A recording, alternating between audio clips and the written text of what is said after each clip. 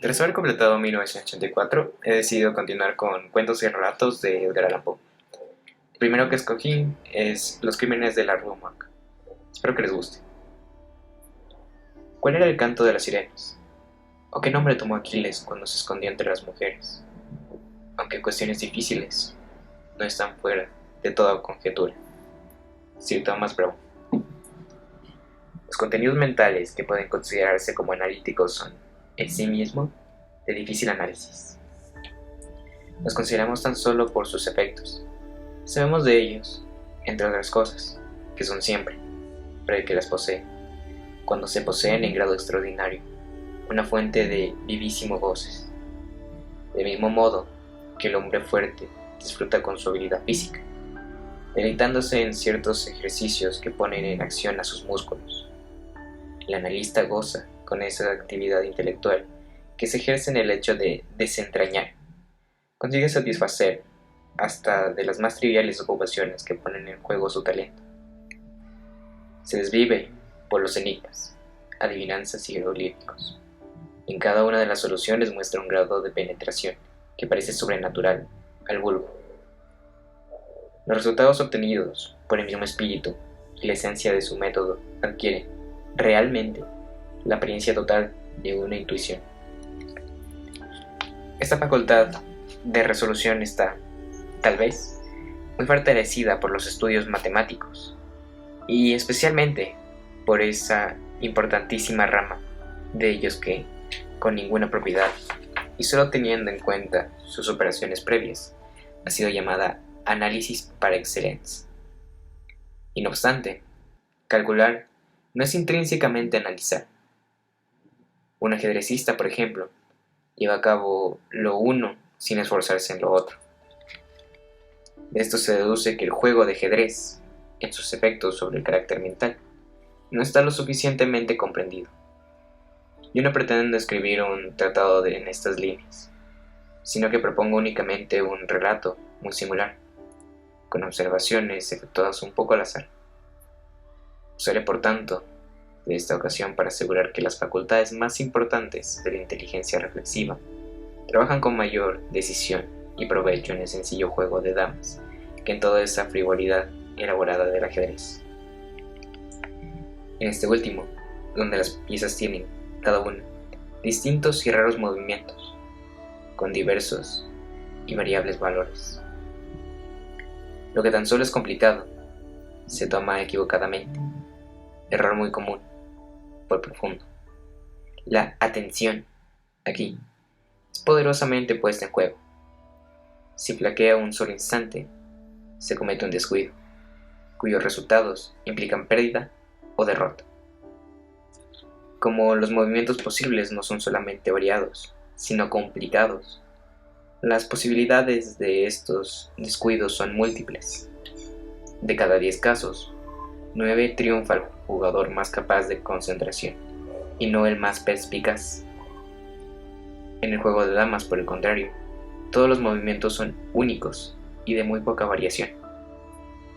Las posibilidades de descuido son menores, y como la atención queda relativamente distraída, las ventajas que consigue cada uno de los partes lo son para una perspicacia superior. Para ser menos abstracto, supongamos, por ejemplo, un juego de damas cuyas piezas se ha reducido a 4 y donde no es posible el descuido. Evidentemente, en este caso, la victoria, hallándose los jugadores en absoluta igualdad de condiciones, puede decidirse en virtud de un movimiento sutil, resultante de un determinado esfuerzo de intelecto. Privado de los recursos ordinarios, el analista consigue penetrar en el espíritu de su contrario. Por tanto, se identifica con él, y a menudo descubre de una ojeada el único medio. A veces, en realidad, absurdamente sencillo, en virtud del cual puede inducirle a error o llevarlo a un cálculo equivocado. Desde hace largo tiempo se ha citado a Whist por su acción sobre la facultad calculadora. Se ha visto que hombres de gran inteligencia han encontrado en él un goce aparentemente inexplicable, mientras abandonan el ajedrez como una frivolidad. No hay duda de que no hay juego alguno que, en relación con este, haga trabajar la facultad analítica. El mejor jugador de ajedrez del mundo cristiano no puede ser más que el mejor jugador del ajedrez, pero la habilidad en el whist implica ya capacidad para el triunfo de todas las demás importantes empresas en las que la inteligencia combate con la inteligencia. Cuando digo habilidad, me refiero a esa perfección en el juego que lleva consigo una comprensión de todas las fuentes de donde se deriva una legítima ventaja. Estas fuentes no solo son diversas, sino también multiformes. Frecuentemente se hallan en las profundidades del pensamiento y son por entero inaccesibles para las inteligencias ordinarias. Observar atentamente es recordar distintamente, y desde este punto de vista, el jugador de ajedrez, capaz de gran concentración, jugará muy bien al whist, puesto que las reglas de Hall, basadas en el mero mecanismo del juego, son suficientes y generalmente inteligentes. Por eso, al poseer una buena memoria y jugar de acuerdo con el libro, son comúnmente puntos considerados como la suma total del buen jugador. Pero en aquellos casos que están fuera de los límites de la pura regla, es donde se demuestra el talento del analista. En silencio, realiza una cantidad de observaciones y deducciones. Posiblemente sus compañeros harán otro tanto, y la diferencia en la extensión de la información obtenida no se basará tanto en la validez de la deducción como en la calidad de la observación. Lo principal, lo importante, es saber qué debe ser observado. Nuestro jugador no se reduce únicamente al juego, y aunque este sea el objeto actual de su atención, habrá de prescindir de determinadas deducciones, originadas al considerar objetos extraños al juego. Examina la fisionomía de su compañero y la compara cuidadosamente la de cada uno de sus contrarios. Se fija en el modo de distribuir las cartas a cada mano, con frecuencia calculando triunfo por triunfo y tanto por tanto, observando las miradas de los jugadores a su juego. Se da cuenta de que cada una de las variaciones de la carta, a medida que adelanta el juego, recogiendo un gran número de ideas por las diferencias que observan las distintas expresiones de seguridad, sorpresa, triunfo o desagrado. En la manera de levantar una baza, juzga si la misma persona podría ser la que sigue. Reconoce la carta jugada en el ademán con que se arroja sobre la mesa. Una palabra casual o involuntaria, la forma accidental con la que cae una carta, o el volverla sin querer con la ansiedad o la indiferencia que acompaña la acción de evitar que sea vista. Da cuenta de las bazas y el orden de su disposición, la perplejidad, la duda, el entusiasmo o el temor. Todo ello facilita su percepción, intuitiva en apariencia, indicaciones del verdadero estado de cosas. Cuando se han dado las 2 o 3 primeras manos, tiene completo conocimiento de los juegos de cada uno, y desde aquel momento echa sus cartas con tal absoluto dominio de propósito como si los demás jugadores estuvieran vueltas hacia arriba. La facultad analítica no debe confundirse con el simple ingenio, porque mientras el analista es necesariamente ingenioso, el hombre ingenioso es, con frecuencia, notablemente capaz para el análisis. La facultad constructiva o de combinación con que, por lo general, se manifiesta el ingenio, y a los que los frenólogos, equivocadamente a mi parecer, asignan un órgano aparte, suponiendo que se trata de una facultad primordial, se ha visto tan a menudo en individuos cuya inteligencia bordeaba, por otra parte, la idiotez, que ha llamado la atención general entre los escritores de temas morales. Entre el ingenio y la aptitud analítica hay una diferencia mucho mayor, en efecto, que entre la fantasía y la imaginación. aunque de un carácter rigurosamente análogo. En realidad, se observará fácilmente que el hombre ingenioso es siempre fantasioso, mientras que el verdaderamente imaginativo nunca deja de ser un analítico. El relato que sigue a continuación podrá servir, en cierto modo, al lector para ilustrarle en una interpretación de las posiciones que acabo de anticipar. Encontrándome en París durante la primavera y parte del verano del 18, conocí allí a Monseñor C. Auguste Dupin. Pertenecía este joven caballero a una excelente, es decir, ilustre familia. Pero por una serie de sucesos adversos, habíase quedado reducido a tal pobreza, que sucumbió a la energía de su carácter y renunció a sus ambiciones en el mundo, lo mismo que a procurar el restablecimiento de su fortuna. Con el beneplácito de sus acreedores, quedó todavía en posesión de un pequeño resto de su patrimonio, y con la renta que éste le producía, encontró el medio, gracias a una economía rigurosa, de subvenir a las necesidades de su vida, sin preocuparse en absoluto por todo lo superfluo. En realidad, su único lujo eran los libros, y en París estos son fáciles de obtener. Nuestro primer encuentro tuvo lugar en una oscura biblioteca de la Rue Mortagne, donde nos puso en estrecha intimidad la coincidencia de buscar los dos un muy raro y al mismo tiempo notable volumen. Nos vimos con frecuencia, y me había interesado vívidamente por la sencilla historia de su familia, pero me contó con todo detalle, con la ingenuidad y abandono con que un francés se explaya en sus confidencias cuando el tema es él mismo. Por otra parte, me admiraba el gran número de sus lecturas, y sobre todo me llegaba al alma el vehemente afán y la viva frescura de su imaginación. La índole de las investigaciones que me preocupaba entonces en París me hicieron comprender que la amistad de un hombre semejante era para mí un inapreciable tesoro. Con esta idea me confié francamente en él. Por último, convivimos en que viviríamos juntos todo el tiempo que durase mi permanencia en la ciudad. Y como mis asuntos económicos se desenvolvían menos embarazosamente que los suyos, me fue permitido participar en los gastos de alquiler y amueblar, de acuerdo con él, carácter algo fantástico y melancólico de nuestro común temperamento.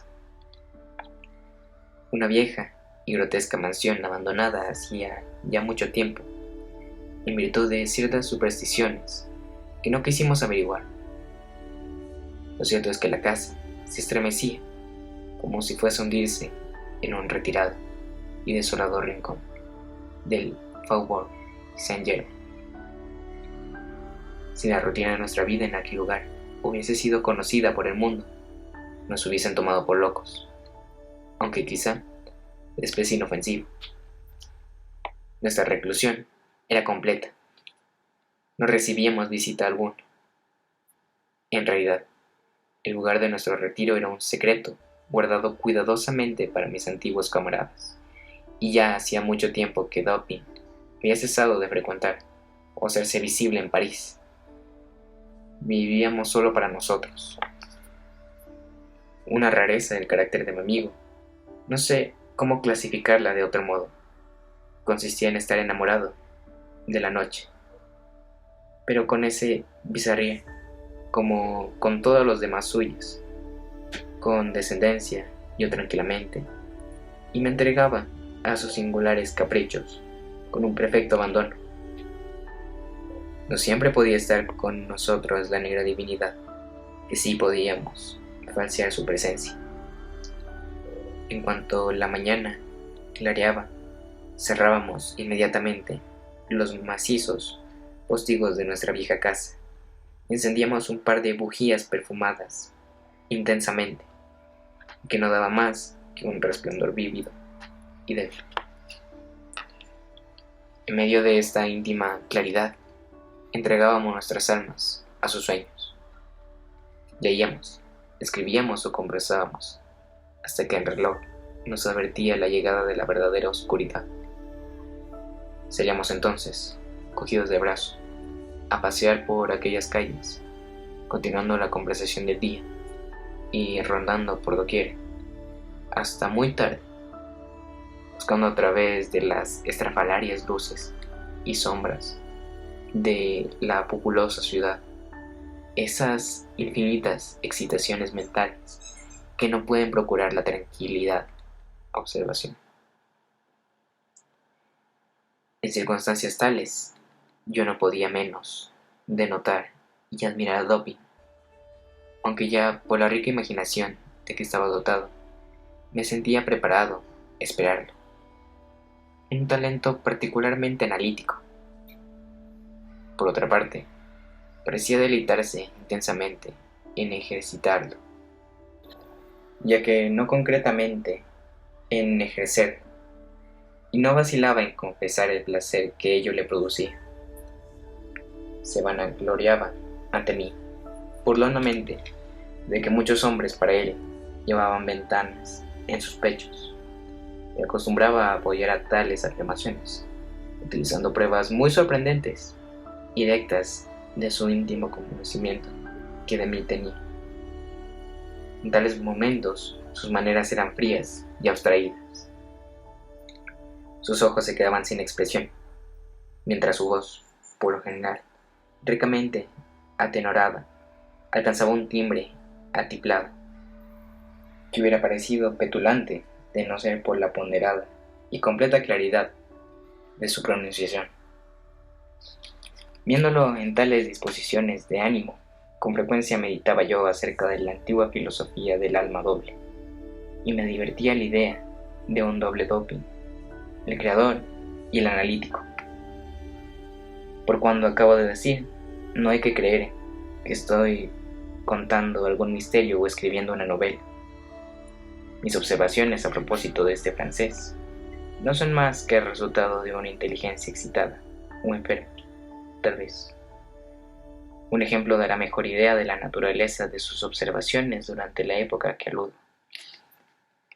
Íbamos una noche paseando por una larga y sucia calle, cerca del Palais Royal. Al parecer, cada uno de nosotros se había sumido en sus propios pensamientos, y, por lo menos, durante 15 minutos, ninguno pronunció una sola sílaba. De pronto Dopin rompió el silencio con estas palabras: en realidad, ese muchacho es demasiado pequeño y estaría mejor en Theatre des Variétés. No cabe duda, repliqué, sin fijarme en lo que decía, y sin observar en aquel momento, tan absorto había estado en mis reflexiones, de modo extraordinario que con mi interlocutor había hecho coincidir sus palabras con mis pensamientos. Un minuto después, me repuse y experimenté un profundo asombro. Dopin, dijo gravemente, lo que ha sucedido está más allá de mi comprensión. No vacilo en manifestar que estoy asombrado y que apenas puedo dar crédito a mis sentidos. ¿Cómo es posible que usted haya podido adivinar que estaba pensando en...? Diciendo esto, me interrumpí, para asegurarme, ya sin ninguna duda, de que él sabía realmente en quién pensaba. ¿En Chantilly?, preguntó. ¿Por qué se interrumpe usted? Usted pensaba que su escasa estatura no era la más apropiada para la tragedia. Eso era precisamente lo que había constituido el tema de mis pensamientos. Chantilly era un ex zapatero, remendón de las Rue Saint-Denis, apasionado por el teatro, y que había encarnado el papel de Jerjes en la tragedia de Crébillon de ese título. Pero sus esfuerzos habían provocado la burla del público.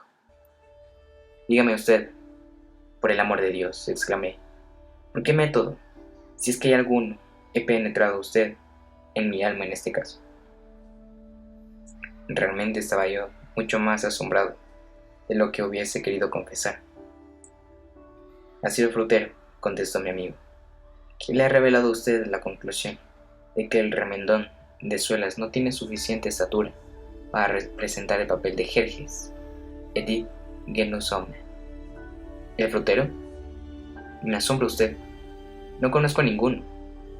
Sí, es ese hombre con quien ha tropezado usted al entrar en esta calle. Hace unos 15 minutos aproximadamente. Recordé entonces que, en efecto, un vendedor de frutas que llevaba sobre la cabeza una gran canasta de manzanas estuvo a punto de derribarme, sin pretenderlo, cuando pasábamos en la Rue C a la callejuela en que ahora nos encontramos. Pero yo no podía comprender la relación de este hecho con Chantilly. No había por qué suponer charlatanería alguna en Dupin. Se lo explicaré, me dijo, para que pueda usted darse cuenta de todo claramente.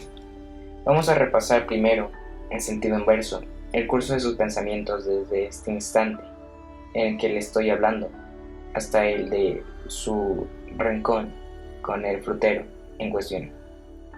En sentido inverso, los más importantes eslabones de la cadena se suceden de esta forma: Chantilly, Orión, el Dr. Nichols, Epicuro, la estereotomía, los adoquines de la calle y el frutero. Existen pocas personas que no se hayan entretenido en cualquier momento de su vida en recorrer en sentido inverso las etapas por las cuales han sido conseguidas ciertas conclusiones de su mente, con frecuencia en una ocupación llena de interés, y el que la prueba por primera vez se asombra de la aparente distancia ilimitada y de la falta de hilación que parece enviar entre el punto de partida y la meta final. Júzguese pues, cuál no sería mi asombro cuando escuché lo que el francés acababa de decir, y no pude menos de reconocer que había dicho verdad. Continuó.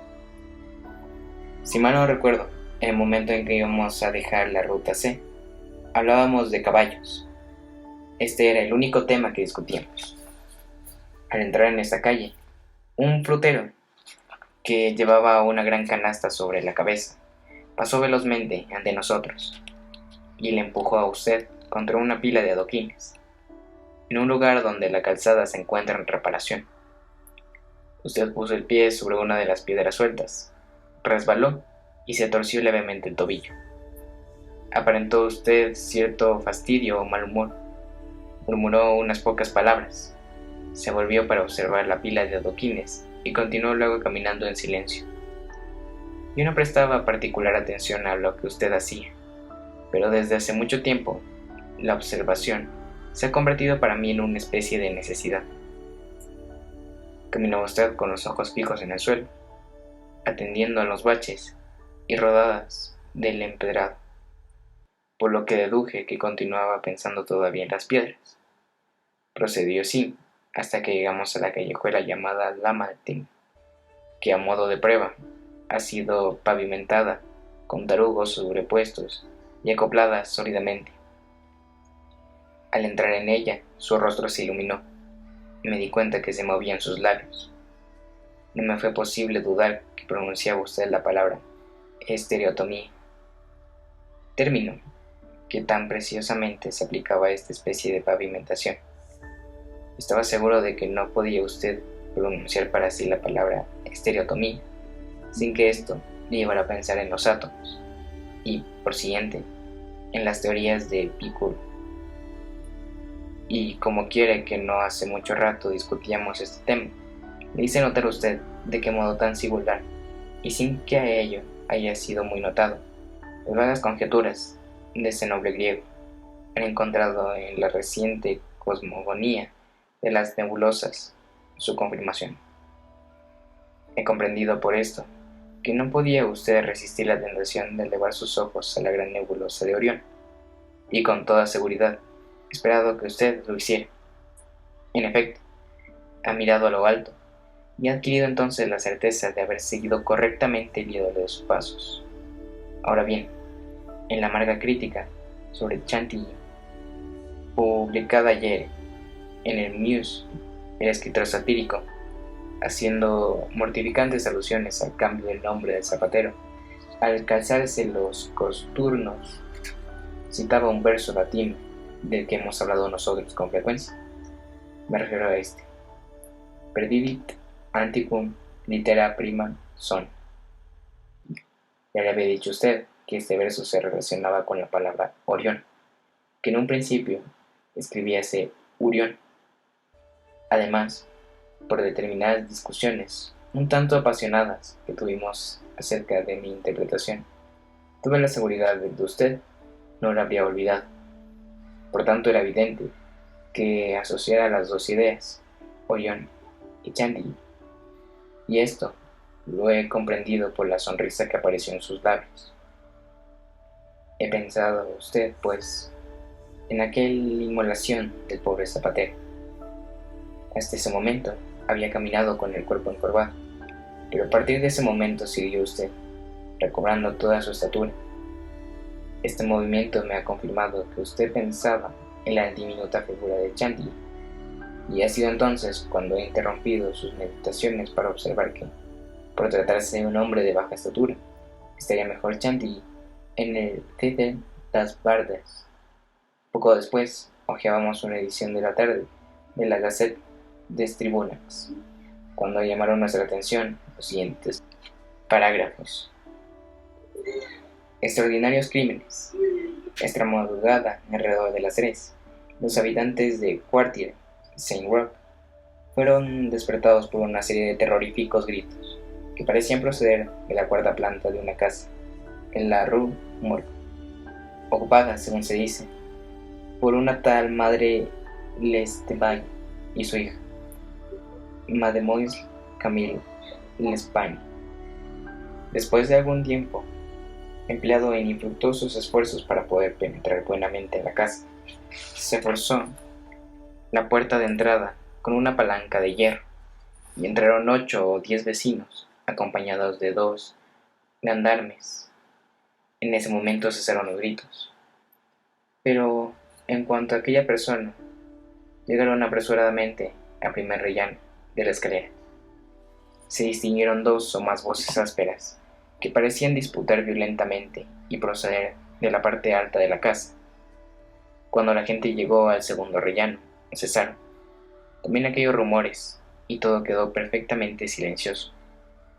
Los vecinos recorrieron todas las habitaciones precipitadamente, al llegar por último a una gran sala situada en la parte posterior de la cuarta plana, cuya puerta hubo de ser forzada por estar cerrada interiormente con llave. Se ofreció a las circunstantes un espectáculo que sobrecogió sus ánimos, no solo de horror, sino de asombro. La habitación se hallaba en salvaje desorden, rotos los muebles y diseminados en todas direcciones. No quedaba más lecho que la armadura de una cama, cuyas partes habían sido arrancadas y arrojadas al suelo. Sobre una silla se encontró una navaja barbera manchada de sangre. Había en la criminea 2 o 3 largos y abundantes mechones de pelo cano, grabados en sangre, y que parecían haber sido arrancados de raíz. Sobre el suelo se encontraron 4 napoleones, un pendiente adornado con un topacio, 3 cucharas soperas de plata, 3 cucharillas de metal de alga y 2 sacos conteniendo aproximadamente 4.000 francos en oro. En un rincón se dieron los callejones de un bureau abierto, que parecían saqueados, aunque quedaban en ellos algunas cosas. Encontróse también un cofrecillo de hierro bajo la cama, no bajo su colchón. Se hallaba abierto y la cerradura contenía aún la llave. En el cofre no se encontraron más que unas cuantas cartas viejas y otros papeles sin importancia. No se encontró rastro alguno de Madame Le Pellan, pero como quiera que se notase una normal cantidad de hollín en el hogar. Se efectuó un examen de la chimenea y, horroriza decirlo, se extrajo de ella el cadáver de su hija, colocada boca abajo, y que había sido introducido por la estrecha abertura hacia una altura considerable. El cuerpo aún estaba caliente. Al examinarlo se comprobaron en él numerosas exfoliaciones, ocasionadas sin duda por la violencia con que el cuerpo había sido embutido allí y por el esfuerzo que hubo de pelearse para sacarlo. Tuvo profundos arañazos en el rostro y oscuros moretones y hondas huellas de uñas en la garganta, como si la muerte se hubiese vertificado por estrangulación. Después de un minucioso examen efectuado en todas las habitaciones, sin que se lograra ningún nuevo descubrimiento, los presentes se dirigieron a un pequeño patio, pavimentado situado en la parte posterior del edificio, donde hallaron el cadáver de la anciana señora, con el cuello cortado de tal modo que la cabeza se desprendió del tronco al levantar el cuerpo. Tanto este como la cabeza estaban tan horriblemente mutilados que apenas conservaba apariencia humana. Que sepamos, no se ha obtenido hasta el momento el menor indicio que permita aclarar este horrible misterio. El diario del día siguiente daba algunos nuevos pormenores. La tragedia de la Rue Morgue. El número de personas han sido interrogadas con respecto a tan extraordinario y horrible affaire.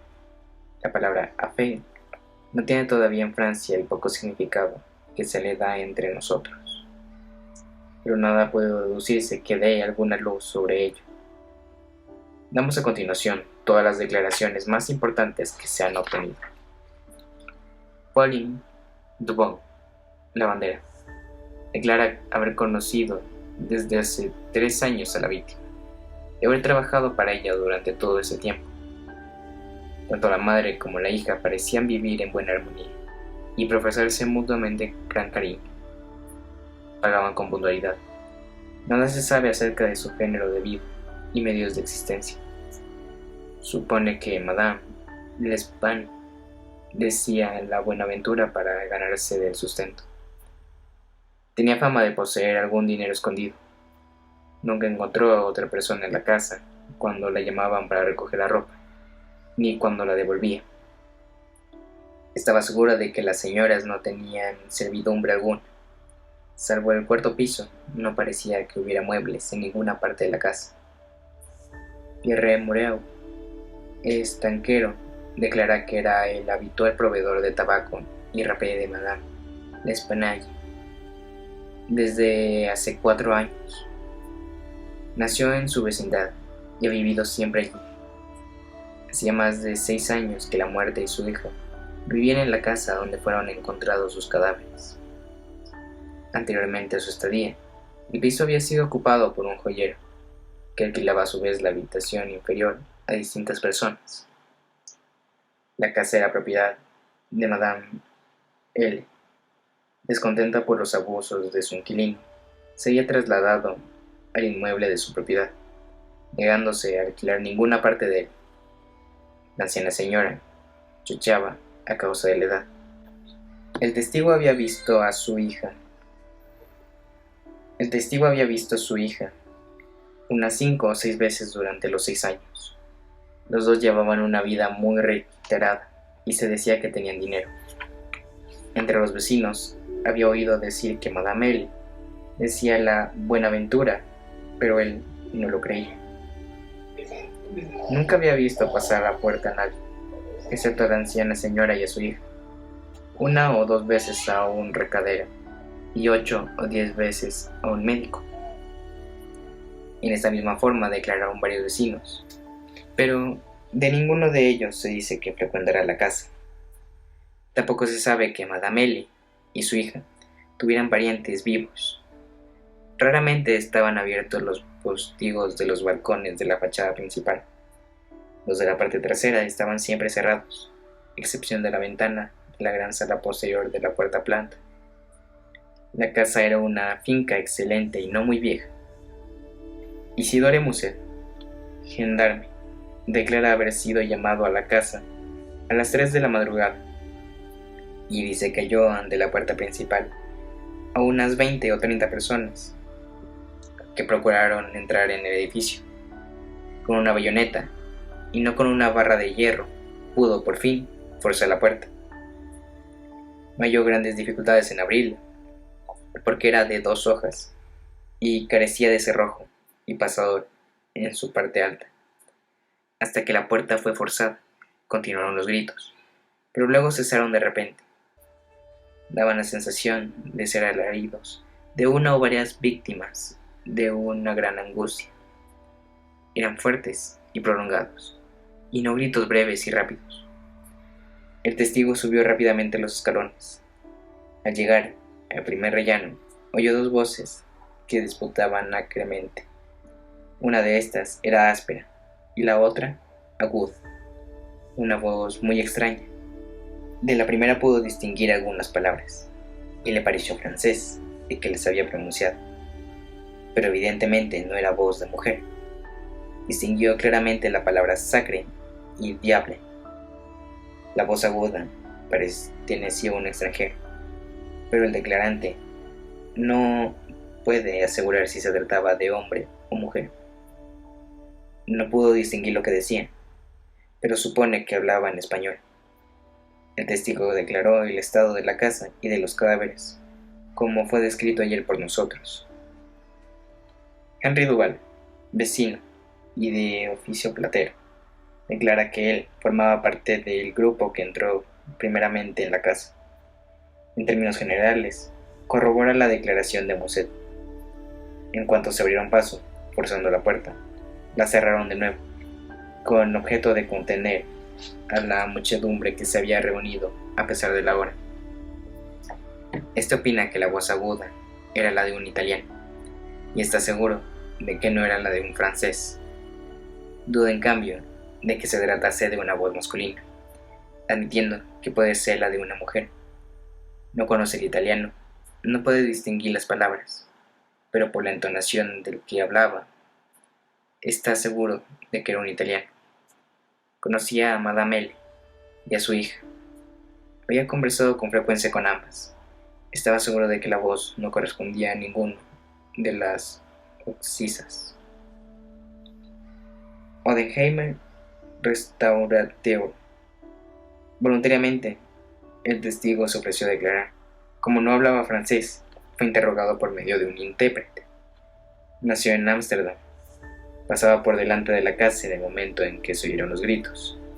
Se detuvo unos minutos, 10 probablemente. Eran fuertes y prolongados, y producían horror y angustia. Fue uno de los que entraron en la casa.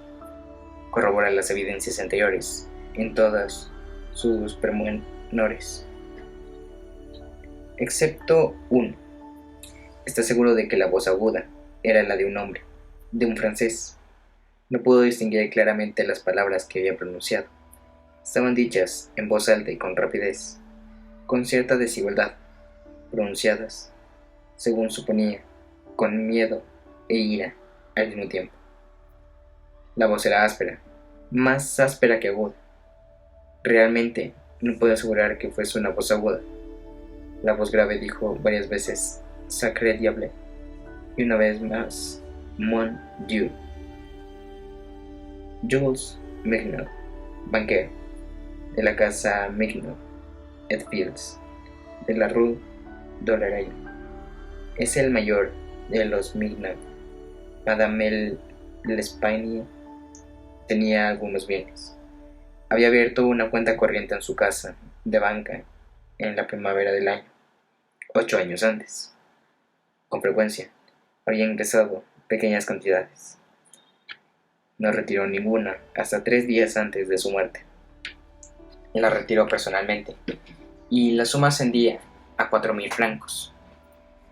La cantidad fue pagada en oro y se encargó a un dependiente que la llevara a su casa. Adolphe Le Bon, dependiente de la casa Mignot et Fields, declara que en el día de autos, al mediodía, acompañó a Madame L.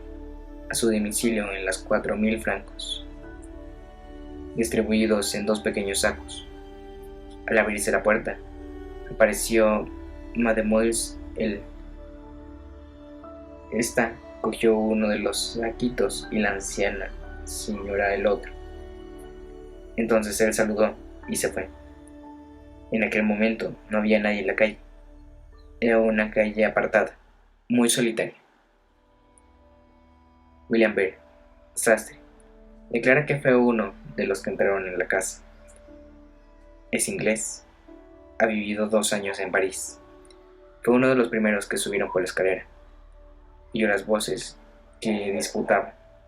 La gruesa era de un francés. Pudo oír algunas palabras, pero ahora no pude recordarlas todas. Oyó claramente Sacré y Mon Dieu, y por un momento se produjo un rumor, como si varias personas peleasen. Ruido de riña y forcejeo. La voz aguda era muy fuerte, más que la grave. Está seguro de que no se trataba de la voz de ningún inglés, sino más bien la de un alemán. Podía haber sido la de una mujer. No entiende el alemán. 4 de los testigos mencionados arriba, nuevamente interrogados, declararon que la puerta de la habitación en que fue encontrado el cuerpo de Mademoiselle L. se hallaba cerrado por dentro cuando el grupo llegó a ella. Todo se hallaba en un silencio absoluto. No se oían gemidos, ni ruidos de ninguna especie.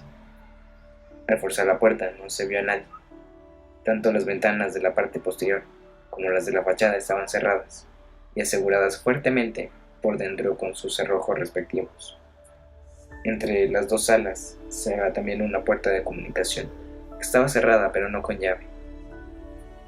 La puerta que conducía de la habitación delantera al pasillo estaba cerrada por dentro con llave. Una pequeña estancia de la parte delantera de la 4ª planta, a la entrada del pasillo, estaba abierta también, puesto que tenía la puerta entornada. En esta sala se hacinaban camas viejas, cofres y objetos de esta especie. No quedó una sola pulga de la casa sin que hubiese sido registrada cuidadosamente. Se ordenó que tanto por arriba como por abajo se introdujeran desollinadores por las chimeneas. La casa constaba de 4 pisos, con mansardes. En el techo hallábase, fuertemente asegurada con clavos, una puerta de escotillón, y parecía no haber sido abierta durante muchos años. Por lo que respecta al intervalo de tiempo transcurrido entre las voces que disputaban y el acto de forzar la puerta del piso, las afirmaciones de los testigos difieren bastante. Unos hablaban de 3 minutos y otros amplían ese tiempo a 5. Costó mucho forzar la puerta. Alfonso García, empresario de pompas fúnebres, declara que habita en la Rumor y que es español. También formaba parte del grupo que entró en la casa. No subió la escalera porque es muy nervioso y temía los efectos que podía producirle la emoción. Oyó las voces que disputaban. La grave era de un francés. No pudo distinguir lo que decían, y está seguro de que la voz aguda era de un inglés. No entendía el idioma, pero se basaba en la entonación. Alberto Montani, pastelero, declara haber sido uno de los primeros en subir a las escaleras. Oyó las voces aludidas. La grave era de un francés. Pudo distinguir varias palabras. Parecía que este individuo reprochara a otro. En cambio, no pudo comprender nada de la voz aguda. Hablaba rápidamente y de forma entrecortada. Supone que era la voz de un ruso. Corrobora también las declaraciones generales. Es italiano. No ha hablado nunca con un ruso. Interrogados de nuevo algunos testigos, certificaron que la chimenea de todas las habitaciones de la 4ª planta era demasiado estrecha para que permitieran el paso de un ser humano. Cuando pasaron, desollinadores, refiriéndose a las escobillas cilíndricas que con ese objeto usan los que limpian chimeneas de arriba abajo y por todos los tubos de la casa. En la parte posterior de esta no hay paso alguno por donde alguien no hubiese podido descender mientras el grupo subía las escaleras. El grupo de Mademoiselle L. estaba tan fuertemente introducido en la chimenea que no pudo ser extraído de allí, sino con la ayuda de 5 hombres de grupo que unieron sus fuerzas. Paul Dumas, médico, declara que fue llamado hacia el amanecer para examinar los cadáveres. Yacían entonces los dos sobre las correas de armadura en la cama, en la habitación donde fue encontrado Mademoiselle. El cuerpo de la joven estaba muy magullado y lleno de excoriaciones. Se explica suficientemente estas circunstancias por haber sido embutido en la chimenea. Sobre todo la garganta presentaba grandes excoriaciones. Tenía también profundos arañazos bajo la barbilla, al lado de una serie de lívidas manchas evidentemente producidas por la impresión de los dedos. El rostro se hallaba horriblemente descolorido y los ojos fuera de sus órbitas. La lengua había sido mordida y seccionada parcialmente. Sobre el estómago se descubrió una gran magulladura, producida, según se supone, por la presión de una rodilla. Según el doctor Dumas, Mademoiselle el Spinelli había sido estrangulada por alguna persona o personas desconocidas. El cuerpo de su madre estaba horriblemente mutilado. Todos los huesos de la pierna derecha y del brazo estaban poco o mucho fracturados. La tibia izquierda, igual que las costillas del mismo lado, estaban astilladas. Tenía cubierto todo el cuerpo con espantosas magulladuras y se hallaba descolorido. Es imposible certificar cómo fueron producidas aquellas heridas. Tal vez un pesado garrote de madera, o una gran barra de hierro, quizá alguna silla, o una herramienta ancha, pesada y rompa, podrían haber producido resultados semejantes, pero siempre que hubieran sido manejados por un hombre muy fuerte. Ninguna mujer podría haber causado aquellos golpes con ninguna clase de arma. Cuando el testigo la vio, la cabeza de la muerta estaba totalmente separada del cuerpo y además destrozada. La garganta había sido evidentemente seccionada con un instrumento afiladísimo, probablemente con una navaja barbera.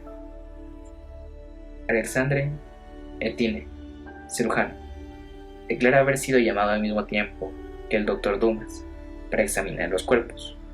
Corroboró el testimonio y las opiniones de este último.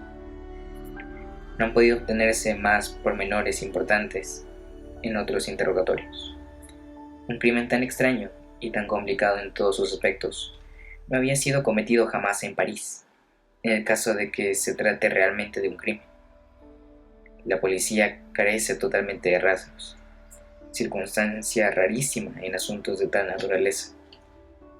Puede asegurarse, pues, que no existe la menor pista. En la edición de la tarde, afirmaba el periódico que reinaba todavía gran excitación en el Quartier Saint-Roch, que, de nuevo, se había investigado cuidadosamente las circunstancias del crimen, pero que no se había obtenido ningún resultado. A última hora, anunciaba una noticia, que Adolphe Le Bon había sido detenido y encarcelado, pero ninguna de las circunstancias ya expuestas parecía incriminarle. Dupin demostró estar especialmente interesado en el desarrollo de aquel asunto, o al menos así lo deducía yo por su conducta, porque no hacía ningún comentario. Solo después de haber sido encarcelado Le Bon me preguntó mi parecer sobre los asesinatos.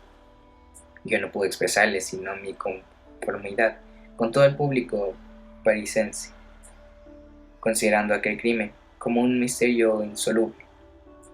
No veía el modo con que pudiera darse con el asesino. No podemos juzgar nada con respecto al modo de encontrarlo con interrogatorios tan superficiales, dijo Dupin. La policía de París, tan elogiada por su perspicacia, es astuta, pero nada más. No hay más mérito en sus diligencias que el de las circunstancias del momento. Exhiben siempre las medidas tomadas, pero con frecuencia ocurren que son tan poco apropiadas a los fines propuestos que nos hacen pensar en Monsieur Jordae pidiendo su robe de chambre por mil sin entenderlo musique. A veces no deja de ser sorprendente los resultados obtenidos, pero en su mayor parte se consiguen por mera diligencia y actividad. Cuando tales procedimientos resultan ineficaces, fallan todos sus esquemas. Vidocq, por ejemplo, Es un excelente adivinador y un hombre perseverante, pero como su inteligencia carecía de educación, se desviaba con frecuencia por la misma intensidad de sus investigaciones. Disminuía el poder de su visión para mirar el objeto demasiado de cerca. Era capaz de ver, probablemente, una o dos circunstancias con una inusual claridad, pero al hacerlo, perdía necesariamente la visión total del asunto. Esto puede decirse que es el efecto de ser demasiado profundo. La verdad, no está siempre en el fondo de un pozo. En realidad yo pienso que, en cuanto a lo más importante, conocer es invariablemente superficial. La profundidad se encuentra en los valles donde lo buscamos, pero no en las cumbres de las montañas, que es donde se encuentra. Las variedades y orígenes de esta especie de error tienen un magnífico ejemplo en la contemplación de los cuerpos celestes. Dirigir a una estrella una rápida ojeada, examinarla oblicuamente, volviendo hacia ella las partes exteriores de la retina, que son más sensibles a las débiles impresiones de la luz que las anteriores, es contemplar la estrella distintamente, obtener la más exacta apreciación de su brillo que se oscurece a medida que volvemos nuestra visión de lleno hacia ella. En el último caso, caen en los ojos mayor número de rayos, pero en el primero se obtiene una capacidad de comprensión más afinada. Con una extrema profundidad embrollamos y debilitamos el pensamiento, y aún lo confundimos. Podemos incluso lograr que Venus misma se desvanezca del firmamento si le dirigimos una atención demasiado sostenida, demasiado concentrada o demasiado directa. Por lo que respecta a estos asesinatos, examinaremos algunas investigaciones por nuestra cuenta. Antes de formar de ellos una opinión, una investigación como esta nos preocupará una buena diversión. A mí me pareció impropia esta última palabra, implicada al presente caso, pero no dije nada. Y por otra parte, Le Bon ha comenzado por prestarme un servicio y quiero demostrarle que no soy un ingrato. Iremos al lugar del suceso y lo examinaremos por nuestros propios ojos. Conozco a G, el prefecto de la policía, y no me será difícil conseguir el permiso necesario. Nos ha concedido la autorización y nos dirigimos inmediatamente a la Rue Morgue. Es esta una de esas miserables callejuelas que unen la Rue Richelieu y la Rue Stroch. Cuando llegamos a ella, eran ya las últimas horas de la tarde, porque este barrio se encuentra situado a gran distancia de aquel en que nosotros vivíamos.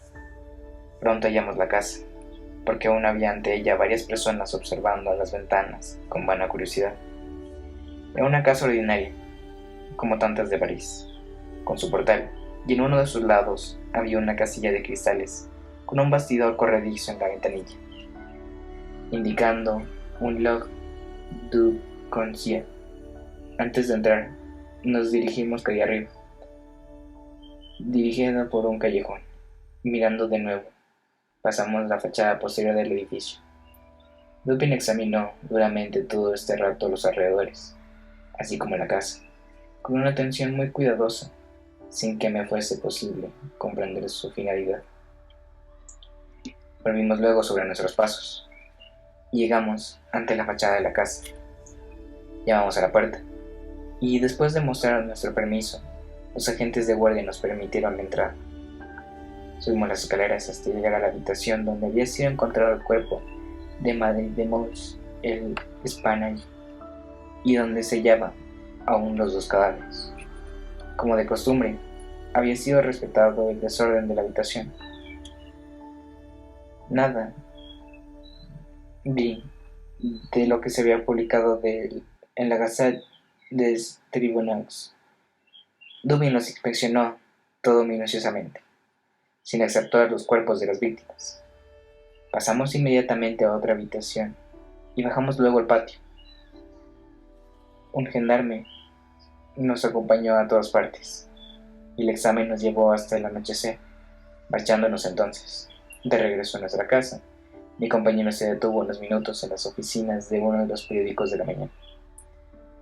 He dicho ya que las rarezas de mi amigo eran muy diversas, y que Yeles Menengais, frase que no tiene relevancia en inglés.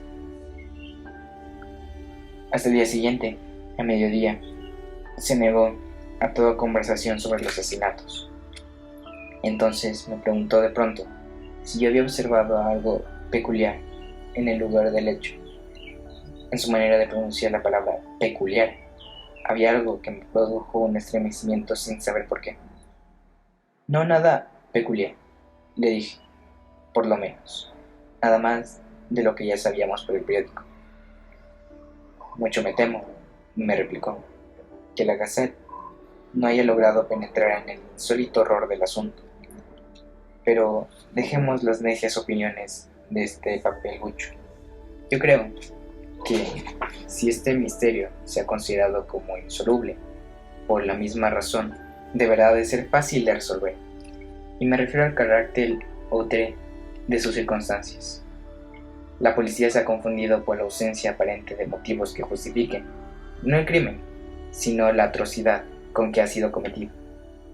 Asimismo, les confunde la aparente imposibilidad de conciliar las voces que disputaban con las circunstancias de no haber sido hallada arriba, sino a Madame L'Espagne asesinada, y no encontrar la forma de que nadie saliera del piso sin ser visto por las personas que subían por las escaleras. El salvaje desorden de las habitaciones, el cadáver embutido con la cabeza hacia abajo en la chimenea, la mutilación espantosa del cuerpo de la anciana. Todas esas consideraciones, con las ya descritas y otras no dignas de mención, han sido suficientes para paralizar sus facultades, haciendo que fracasaran por completo la tan traída y llevada perspicacia de los investigadores policiales. Han caído en el grande, aunque como un error, de confundir lo insólito con lo abstruso. Pero precisamente por estas desviaciones de lo normal es por donde he de hallar la razón, su camino en la investigación de la verdad. En el caso en que ese hallazgo sea posible, en investigaciones como la que estamos realizando ahora, no hemos de preguntarnos tanto qué ha ocurrido, como qué ha ocurrido que no había ocurrido jamás hasta ahora. Realmente, la facilidad con que yo he de llegar, o he llegado ya, a la solución de este misterio, se halla, en razón directa, con su aparente falta de solución a los ojos de la policía. Con mudo asombro, fijé la mirada de mi amigo. Estoy esperando ahora, continuó diciéndome, mirando a la puerta de nuestra habitación, a un individuo que, aun cuando probablemente no ha cometido esta carnicería, bien puede estar en cierta medida implicado en su ejecución. Es probable que resulte inocente de la parte más desagradable de los crímenes cometidos. Creo no equivocarme en esta suposición, porque en ella se funda mi esperanza de descubrir todo el misterio. Yo espero a este individuo aquí, en esta habitación, y de un momento a otro. Cierto es que puede no venir, pero lo más probable es que venga. Si viene, será necesario detener. Aquí hay unas pistolas, y los dos sabemos para qué sirven cuando la circunstancia lo requiere. Sin saber lo que me hacía, ni lo que oía, cogí las pistolas, mientras Dupin continuaba hablando, como si fuera un monólogo. Dirigíase sus palabras a mí, pero su voz no muy alta. Tenía esa entonación empleada frecuentemente en hablar por una persona que se hallaba un poco distante. Sus ojos vacíos de expresión miraban fijamente hacia la pared. La evidencia ha demostrado plenamente que las voces que disputaban, dijo, oídas por quienes subían las escaleras, no eran las de las dos mujeres. Está hecho descarte el que la anciana señora hubiese matado primero a su hija y se hubiera suicidado después. Hablo de esto únicamente por respeto al método, porque además la fuerza de Madame L'Espagne no había conseguido nunca meter el cuerpo de su hija en la chimenea hacia arriba, tal como fue hallado. Por otra parte, la naturaleza de las heridas excluye totalmente la idea de suicidio. Por tanto, el asesinato ha sido cometido por terceras personas, y las voces de estas son las que se oyeron disputar. Permítame que les haga notar no todo el testimonio con respecto a estas voces, sino lo que hay de peculiar en las declaraciones. ¿No ha observado usted nada en ellas? Ya le dije que había observado que mientras todos los testimonios coincidían en que la voz grave era de un francés, había un gran desacuerdo por lo que respecta a la voz aguda, o áspera, como una de ellas la había clasificado.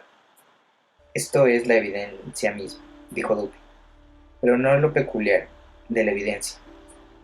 Usted no ha observado nada característico, pero no obstante, había algo que observar.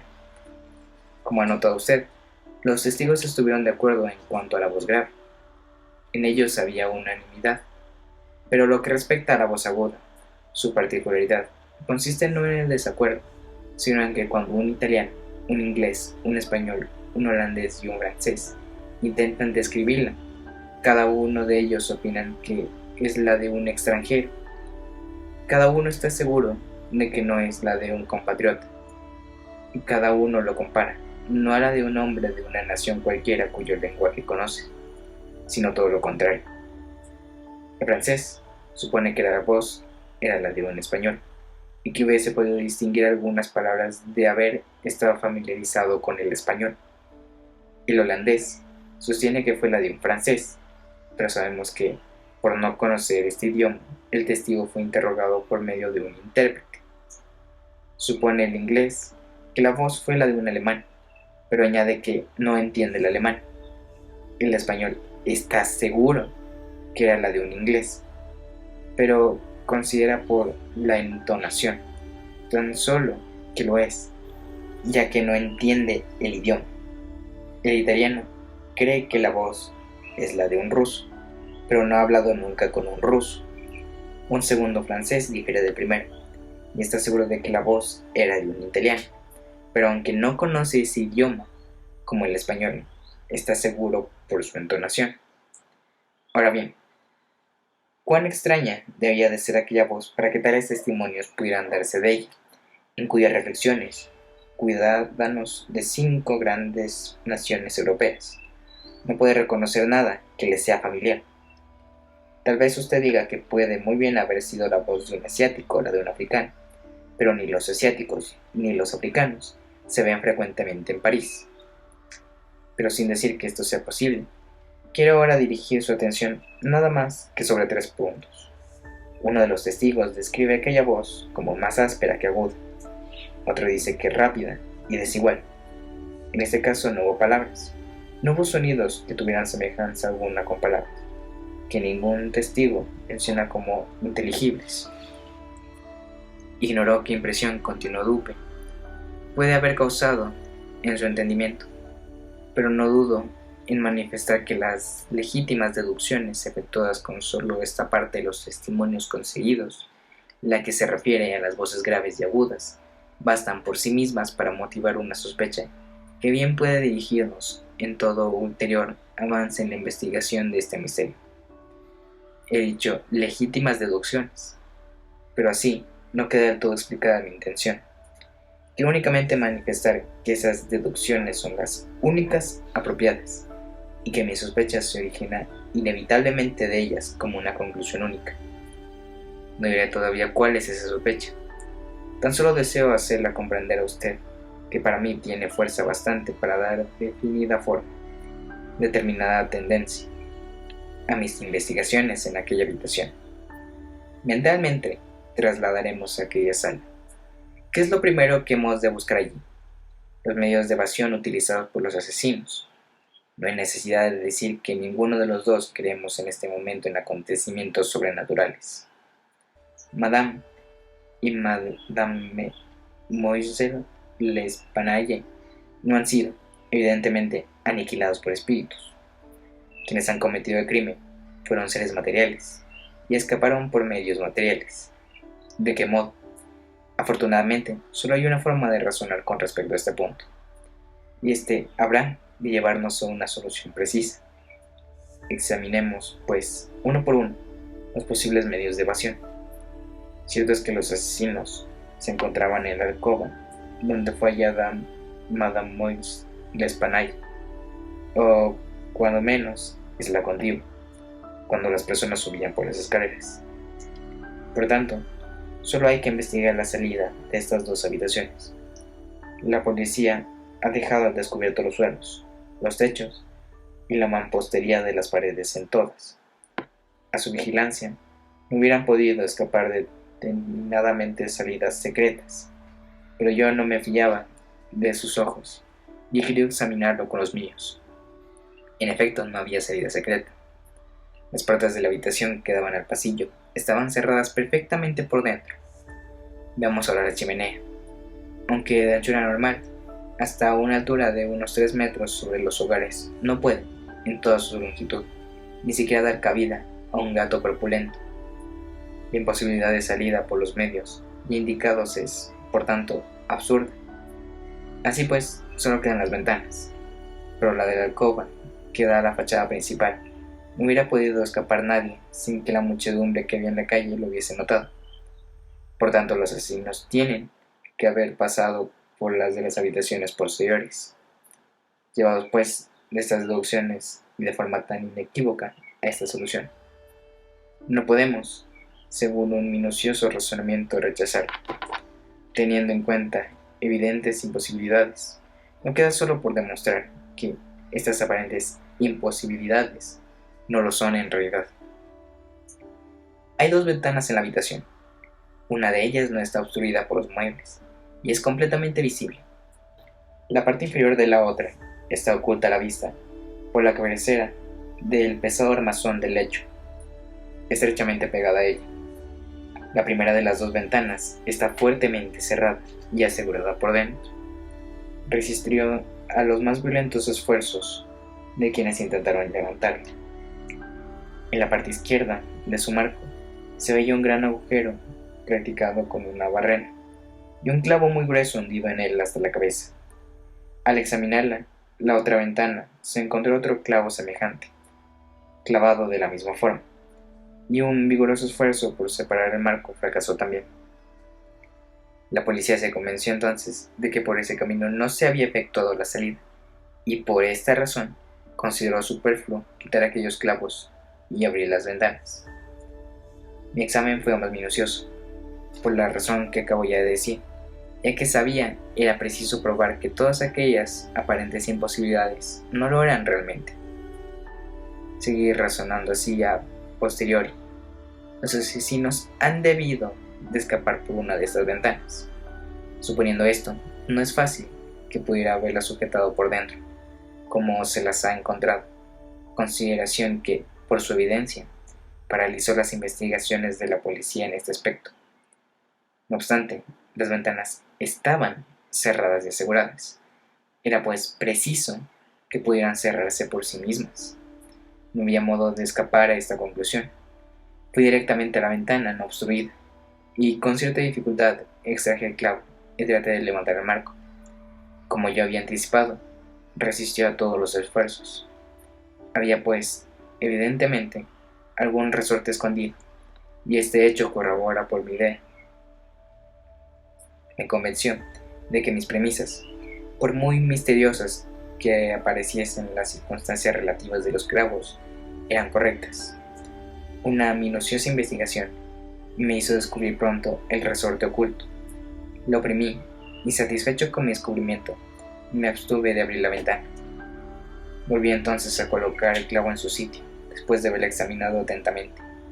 Una persona que hubiera pasado por aquella ventana podía haberla cerrado y haber hecho funcionar solo el resorte, pero el clavo no podía haber sido colocado.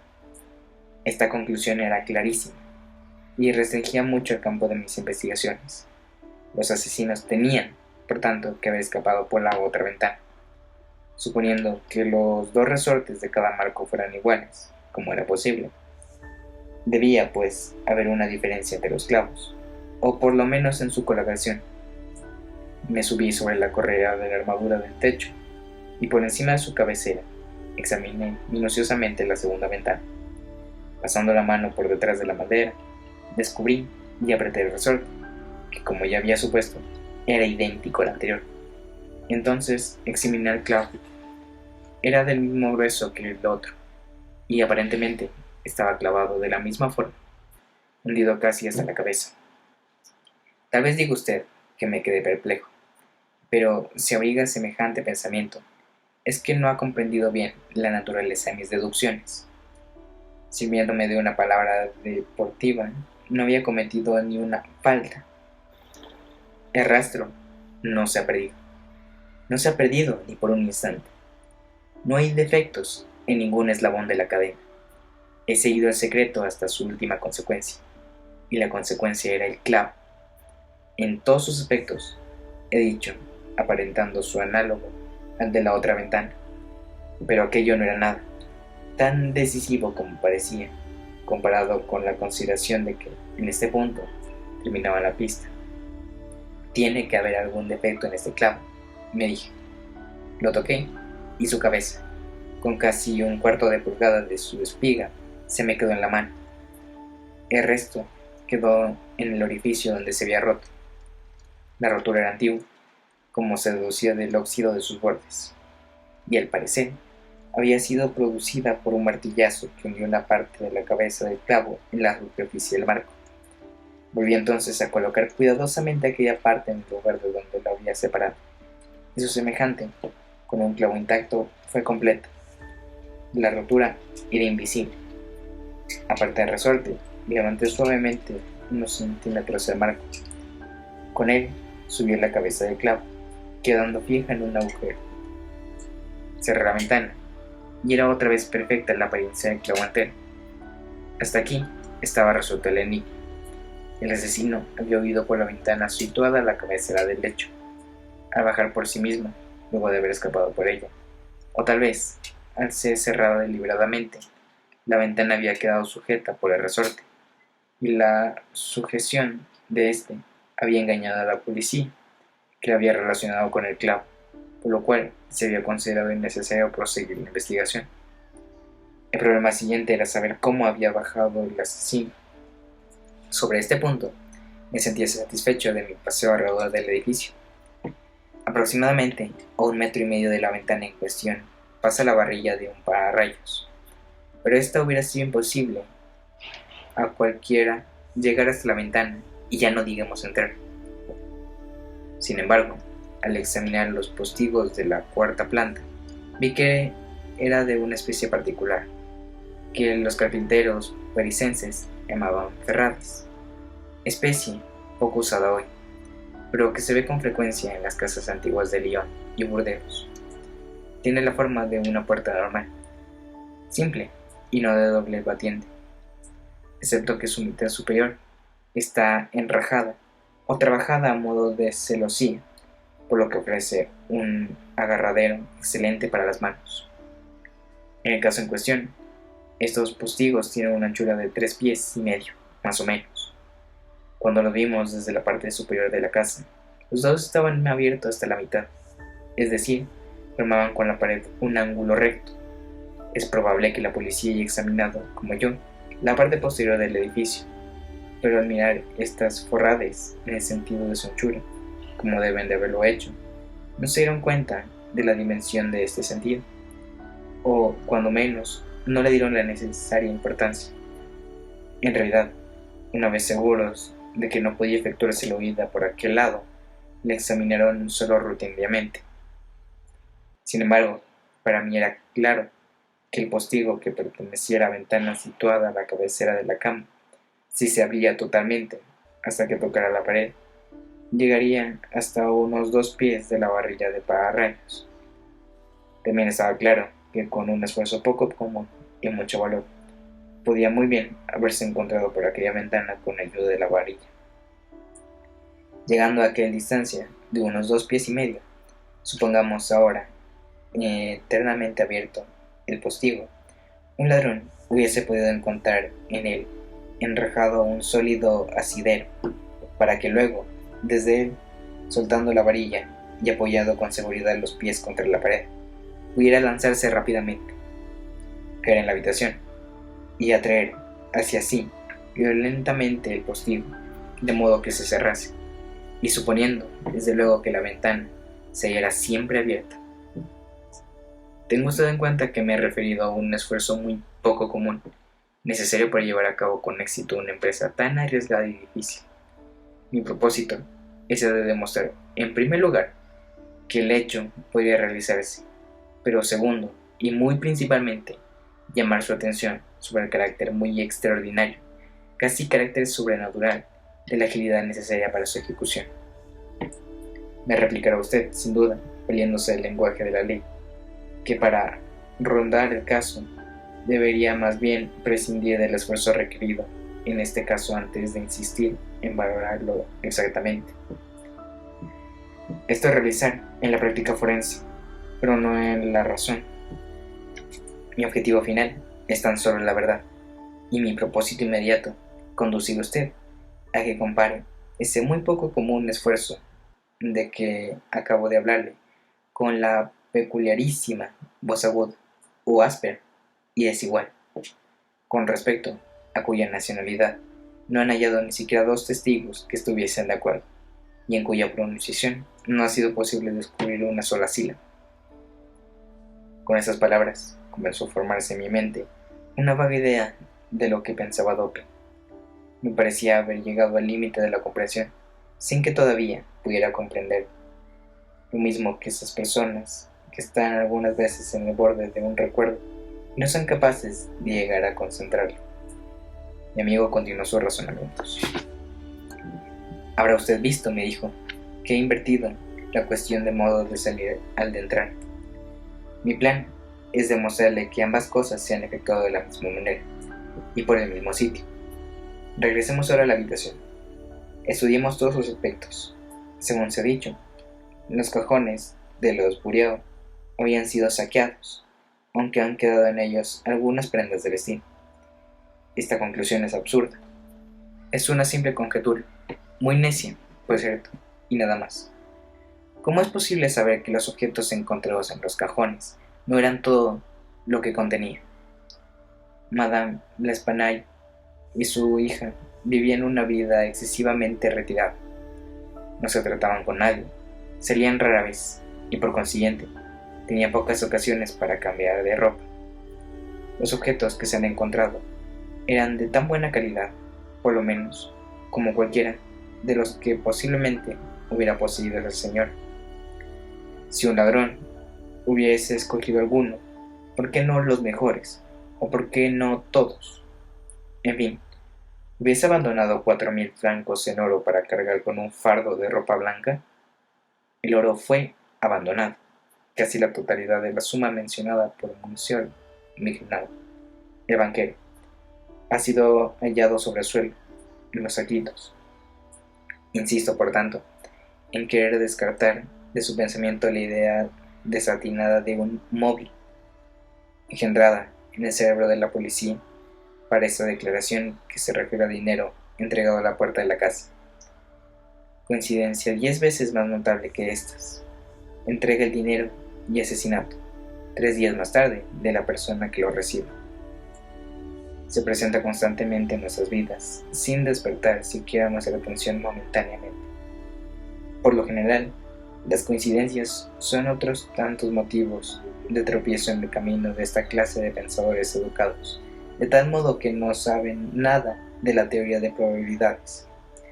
Esa teoría, a la cual las más memorables conquistas de la civilización humana deben lo más glorioso de su saber. En este caso, si el oro hubiese desaparecido, el hecho de haber sido entregado 3 días antes hubiese podido parecer algo más que una coincidencia.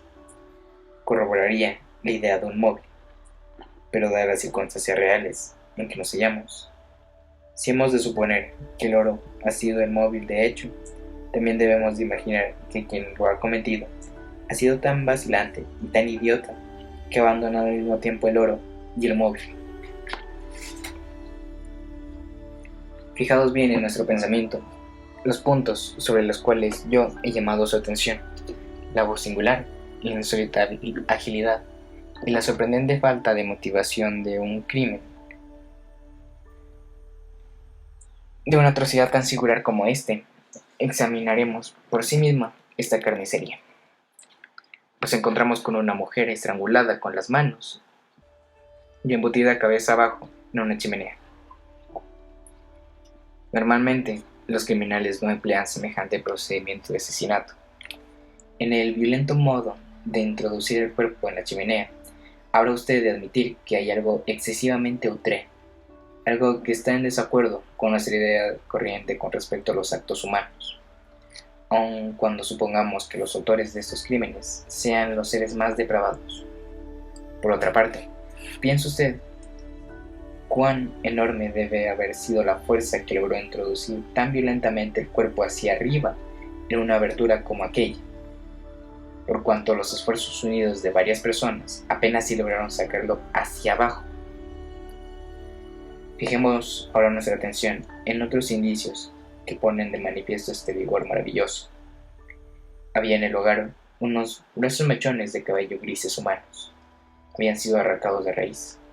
¿Sabe usted la fuerza que es necesaria para arrancarlos de la cabeza, aun cuando no sea más que 20 o 30 cabellos a la vez? También, como yo, usted habrá visto aquellos mechones, sus raíces ensangrentadas. ¡Qué espantoso espectáculo! Tenían adheridos fragmentos de cuero cabelludo.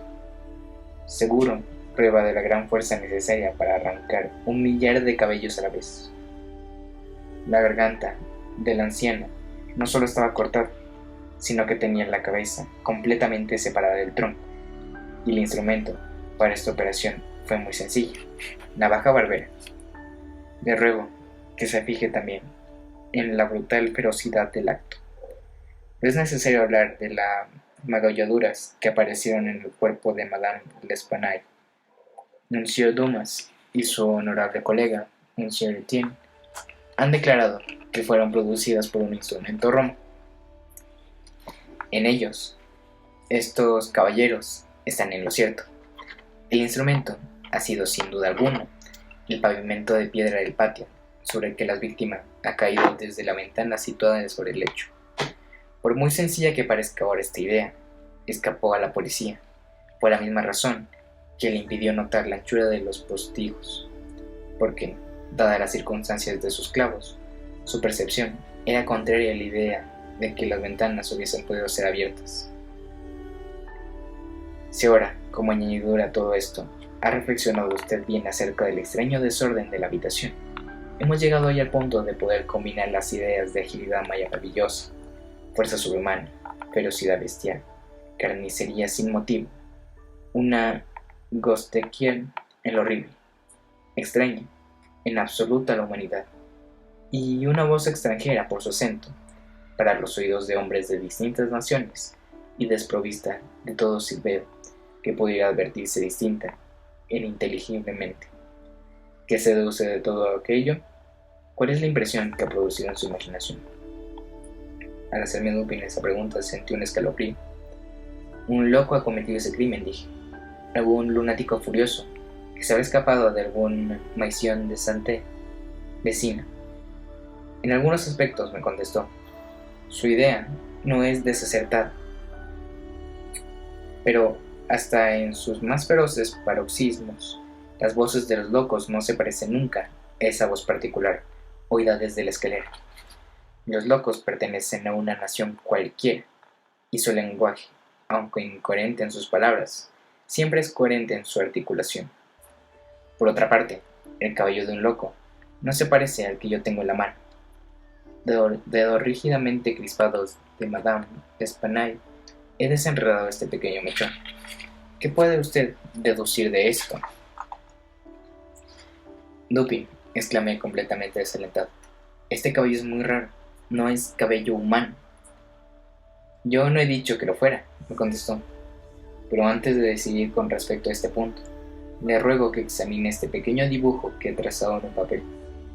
Es un facsímil que representa lo que una parte de los testigos han declarado, con oscuros moretones y hondas huellas de uñas en la garganta de Mademoiselle L'Espanaye, y que los doctores Dumas y Etienne llaman una serie de lívidas manchas evidentemente producidas por la impresión de los dedos. Comprenderá usted, continuó mi amigo, desdoblando el papel sobre la mesa y ante nuestros ojos, que este dibujo da idea de una presión firme y poderosa. Aquí no hay deslizamiento viable. Cada dedo ha conservado quizá hasta la muerte de la víctima, la terrible pieza en la cual se ha molestado. Pruebe usted ahora de colocar sus dedos, todo un tiempo en la respectiva impresión, tal como las ve usted aquí. Intenté en vano. Es posible, continuó, que no efectuemos esta experiencia de un modo decisivo. El papel está desplegado sobre una superficie plana y la garganta humana es cilíndrica, pero aquí tenemos un tronco de leña cuya circunferencia es, poco más o menos, la de la garganta. Envuelva en su superficie el dibujo y volvamos a efectuar la experiencia. Lo hice así, pero la dificultad fue todavía más evidente que la primera vez. Esta, dije, no es la huella de una mano humana. Ahora, lea este pasaje de Cuvier, continuó Duque. Era una reseña descriptiva, anatómica, minuciosa y general del gran orangután salvaje de las islas de la India Oriental. Son harto conocidas de todo el mundo la gigantesca estatura, la fuerza y agilidad prodigiosa, la ferocidad salvaje y las facultades de imitación de estos mamíferos. Comprendí entonces, de pronto, todo el horror de aquellos asesinatos. La descripción de los dígitos, dije, cuando hubo terminado la lectura, concuerda perfectamente con este dibujo. Creo que ningún animal, excepto el orangután de la especie que aquí se menciona, puede haber dejado huellas como las que ha dibujado usted. Este mechón de pelo raro tiene el mismo carácter que el de un animal descrito por Cuvier, pero no me es posible comprender las circunstancias de este espantoso misterio. Hay que tener en cuenta, además, que se oyeron disputar dos voces, e indiscutiblemente, una de ellas pertenecía a un francés, ¿cierto? Y recordará usted una expresión atribuida casi unánimemente a esa voz por los testigos, la expresión «mon Dieu», y en tales circunstancias, uno de los testigos, Montaigne el pastelero, lo identificó como una expresión de reproche o reconvención. Por tanto, yo he fundado en estas voces mi esperanza de la completa resolución del acertijo. Indudablemente, un francés conoce al asesino.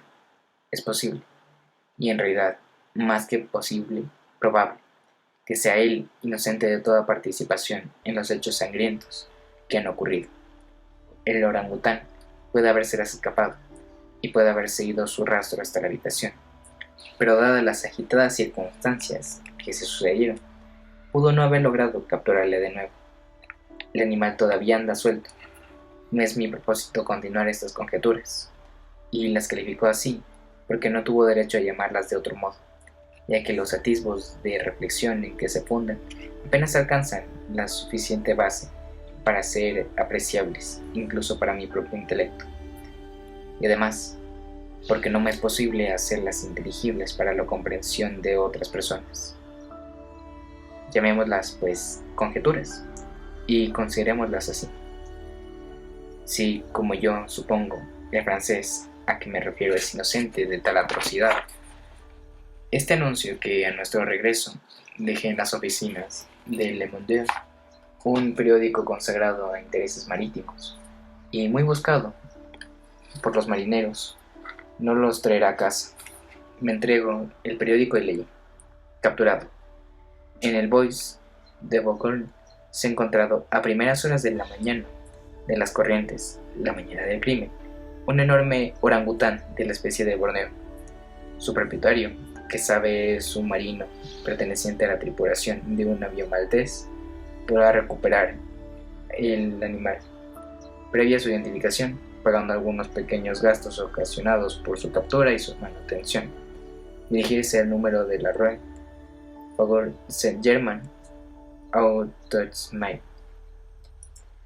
¿Cómo puede usted saber, le pregunté a Dupin, que el individuo es un marinero y está enrolado en un navío maltés? Yo no lo sé, repuso Dupin. No estoy seguro de eso. Pero tengo aquí este pedacito de cinta que, a juzgar por su forma y su grasiento aspecto, ha sido usado evidentemente para anudar los cabellos con largas queves a las que tan aficionados son los marineros. Por otra parte, este nudo saben hacerlo muy pocas personas, y es característico de los mares. Recogí la cinta al pie de la cadena del pararrayos. No pude reconocer a ninguna de las dos víctimas. Todo lo más si me he equivocado en mis deducciones con respecto a este lazo, es decir, pensando que es un marinero francés enrolado en un navío maltés, no habré perjudicado a nadie diciendo lo que diga en el anuncio. Si me he equivocado, supondrá él que algunas circunstancias me engañaron. No se tomará el trabajo de preguntarme. Pero si es cierto, habremos dado un paso muy importante. Aunque inocente del crimen, el francés habrá de conocerlo, y vacilará entre si va a responder o no al anuncio, y reclamar o no al orangután. Sus razonamientos serán los siguientes. Soy inocente y pobre. Mi orangután vale mucho dinero, una verdadera fortuna para un hombre que se encuentre en mi situación. ¿Por qué he de perderlo con un vano temor al peligro? Lo tengo aquí, a mi alcance. Lo encontraron, en el Bois de Boulogne, a mucha distancia de la escena del crimen. ¿Quién sospecharía que un animal ha cometido semejante acción? ¿La policía es despistada? No ha conseguido la más insignificante pista. Dado el caso de que sospecharan de un animal, sería imposible demostrar que yo tengo conocimiento del crimen, ni mezclarme en él por el solo hecho de conocerlo. Además, me conoce. El anunciante me señala como el dueño del animal. No sé hasta qué punto llegue este conocimiento. Si no reclamo una propiedad de tanto valor, y que además se sabe que es mía, terminaré por hacer sospecha al animal. No es prudente llamar la atención sobre mí ni sobre él. Contestaré, por tanto, este anuncio. Recobraré mi orangután y lo encerraré hasta que se haya olvidado por completo este asunto. En ese instante oímos pasos en la escalera. Esté preparado, me dijo Duque. Coja sus pistolas, pero no haga uso de ellas, ni las enseñe hasta que yo le haga una señal. Habíamos dejado abierta la puerta principal de la casa. El visitante entró sin llamar y subió algunos peldaños de la escalera. Ahora, sin embargo, pareció vacilar. Le oímos descender. Dupin se movió con rapidez hacia la puerta, pero en ese instante le oímos subir de nuevo. Ahora ya no retrocedía por segunda vez, sino que subió con decisión y llamó a la puerta de nuestro piso. Adelante, dijo Dupin con voz cordial y alegre. Entró un hombre. A no dudarlo, era un marinero. Un hombre alto, robusto, musculoso, con una expresión de arrogancia no del todo desagradable. Su rostro, muy bronceado, estaba oculto en más de su mitad por las patillas y el mostacho. Tenía un grueso garrote de roble y no parecía llevar otras armas. Saludó, inclinándose torpemente, pronunciando un buenas noches con acento francés, el cual, aunque bastardeado levemente por el suizo, daba a conocer claramente su origen parisino. Siéntese, amigo, dijo Dupin. Supongo que viene a reclamar su orangután. Le aseguro que casi se lo envidio. Es un hermoso animal y sin duda alguna da mucho precio. ¿Qué edad cree usted que tiene? El marinero suspiró hondamente, como quien se alivia de un enorme peso, y contestó luego con firme voz. No puedo decírselo, pero no creo que tenga más de 4 o 5 años. ¿Lo tiene usted aquí? Oh, no, aquí no hay condiciones para ello. Está en una caballería de alquiler de la Rue de Boulogne, cerca de aquí. Mañana por la mañana, si usted quiere, podrá recuperarlo. Supongo que vendrá usted preparado para identificar su propiedad. Sin duda alguna, señor. Mucho sentiré tener que separarme de él, dijo Dupin. No pretendo que se haya usted tomado tantas molestias para nada, señor, dijo el hombre. Ni pensar. Estoy dispuesto a pagar una gratificación por el hallazgo del animal, mientras sea razonable. Bien, contestó mi amigo. Todo esto es, sin duda, muy justo. Déjeme pensar, ¿qué voy a pedirle? Ah, ya sé, se lo diré. Mi gratificación será esta. Ha de decirme usted cuánto sepa con respecto a los crímenes de la Rue Morgue. Estas últimas palabras le dijo Dupin con voz muy baja y con una gran tranquilidad. Con análoga tranquilidad se dirigió hacia la puerta, la cerró y guardó la llave en el bolsillo. Luego sacó la pistola y sin mostrar agitación alguna, la dejó sobre la mesa. La cara del marinero enrojeció, como si fuera un arrebato de sofocación. Se levantó y empuñó su bastón, pero inmediatamente se dejó caer sobre la silla, con un temblor convulsivo y el rostro cadavérico. No dijo una sola palabra, y de todo corazón lo compadecí. Amigo mío, dijo Dupin bondadosamente, le aseguro a usted que se alarme innecesariamente. No es nuestro propósito causarle el menor daño. Le doy a usted mi palabra de honor, de caballero y de francés, que nuestra intención no es perjudicarle. Sé perfectamente que nada tiene usted que ver con las atrocidades de la Roma. Sin embargo, no puedo negar que, en cierto modo, está usted implicado en ellas. Por cuanto le digo, comprenderá perfectamente que, con respecto a este asunto, poseo excelentes medios de información, medios de los cuales usted no hubiera soñado jamás. El caso ya claro para nosotros. Nada ha hecho usted que haya podido evitar. Naturalmente, nada que lo haga culpable. Nadie puede acusarle de haber robado, pudiendo haberlo hecho con toda impunidad. Y no tiene tampoco nada que ocultar. También carece de motivos para hacerlo. Además, por todos los principios del honor, está usted obligado a confesar cuanto sepa. Se ha encarcelado a un inocente, a quien se acusa de un crimen cuyo autor solamente usted puede señalar. Cuando Dupin hubo pronunciado estas palabras, y el marinero había recobrado en gran medida su presencia de ánimo, pero toda su arrogancia había desaparecido. Que Dios me ampare, dijo, después de una breve pausa. Le diré cuanto sepa sobre este asunto, pero estoy seguro de que no creerá usted ni siquiera la mitad. Estaría loco si lo creyese. Sin embargo, soy inocente, y aunque me cueste la vida, le hablaré con franqueza. En resumen, fue esto lo que nos contó. Había hecho recientemente un viaje al archipiélago índico. Formaba parte de un grupo que desembarcó en Borneo y pasó al interior por una excursión de placer. Entre él y un compañero suyo habían capturado al orangután. Su compañero murió y el animal quedó de su exclusiva pertenencia.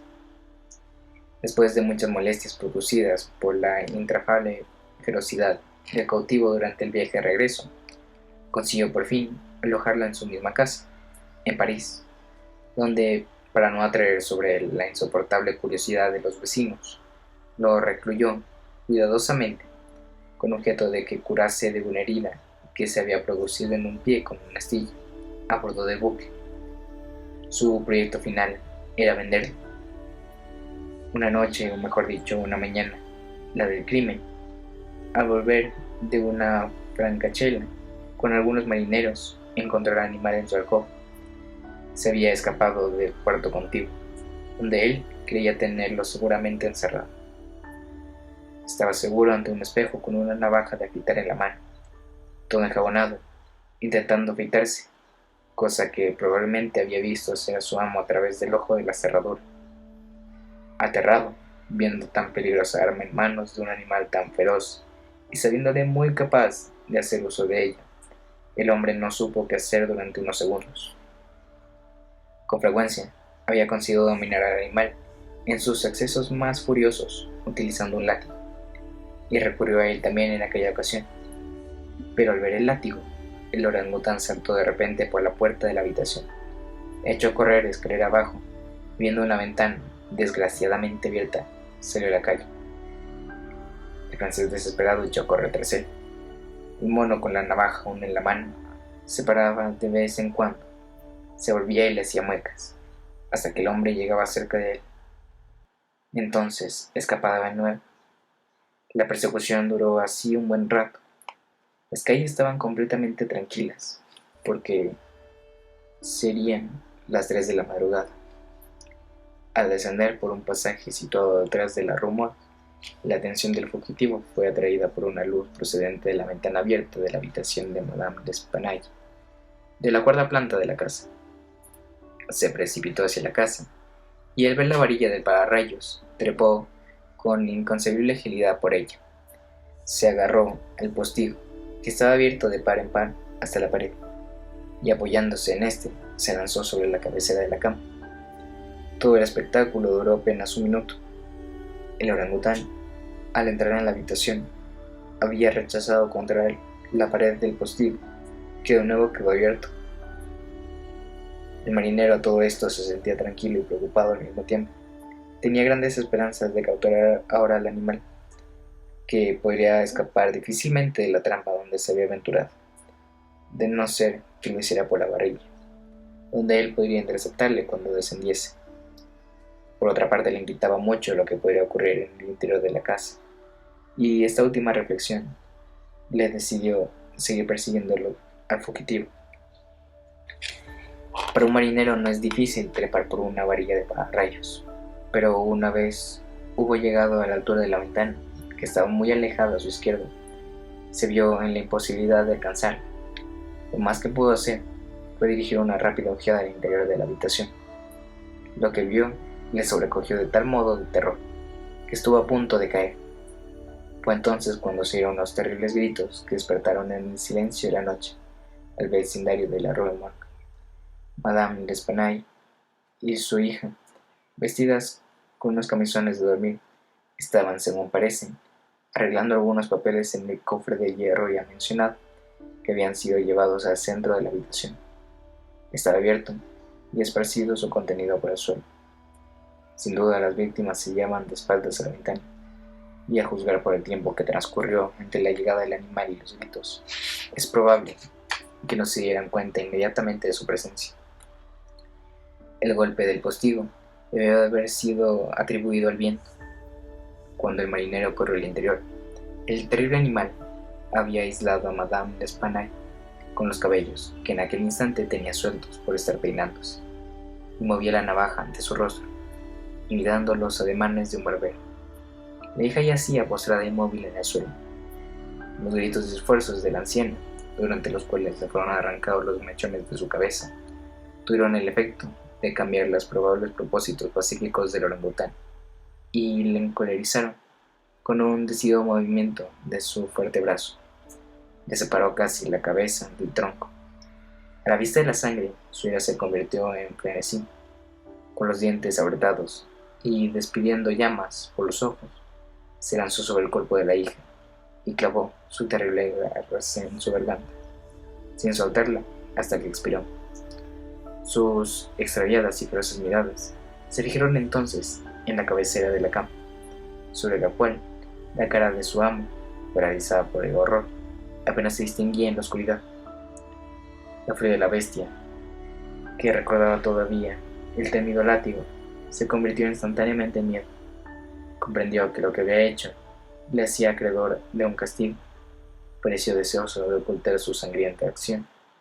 Lleno de angustia y agitación, comenzó a hacer saltos por la alcoba, derribando y destrozando los muebles con sus movimientos, y quitando los colchones del lecho.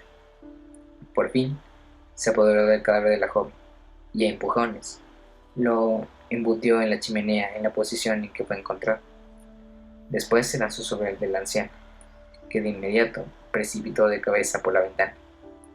Al ver que el mono se acercaba a la ventana con un mutilado fardo, el marinero retrocedió horrorizado hacia atrás, y más que agarrándose, dejándose deslizar por la barrilla, corrió inmediata y precipitadamente a su casa, aterrorizado de las consecuencias de aquella horrible carnicería, y abandonando gustosamente, tal fue su honor, toda preocupación por el destino del orangután.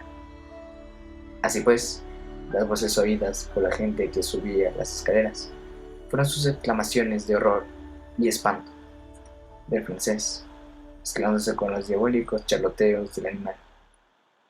Poco me queda que añadir.